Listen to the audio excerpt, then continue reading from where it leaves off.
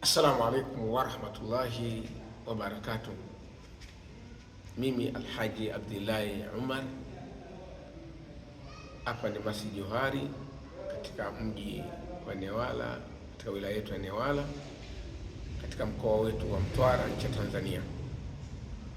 Hotuba yetu ya kesho, anwani itakuwa amani ni dhamana kuu kutoka kwa Mwenyezi Mungu Subhanahu wa Ta'ala.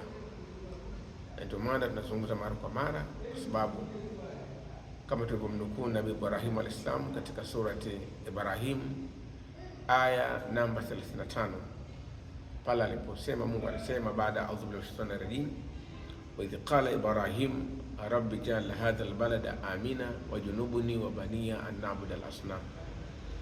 Allah anasema, kumbukeni pale Nabii Ibrahim alayhis salam alipoomba dua, Mwenyezi Mungu jalie mji wa Maka, nchi ya Maka iwe ni amani na uepusha wanangu wasiabudia masanamu. Na Mtume sallallahu alaihi wasallam alipofika Madina, hutuba yake ya kwanza alisema, ayuha nasu, wenye watu, fushu salam, mtoleani sana salamu, manake muombeane amani, mtakiane amani. Wa atimu taama, na vyenu viliwe, manake mtoe sadaka.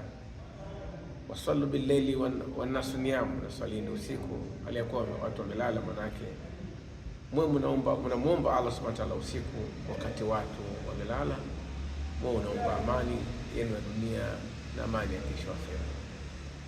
Ila huna intaha, nasalullah an yanfa'ana bima nasma wa waliyu dhalika alqadiru alayhi wa hadha. Assalamu alaykum, jazakumullah khair.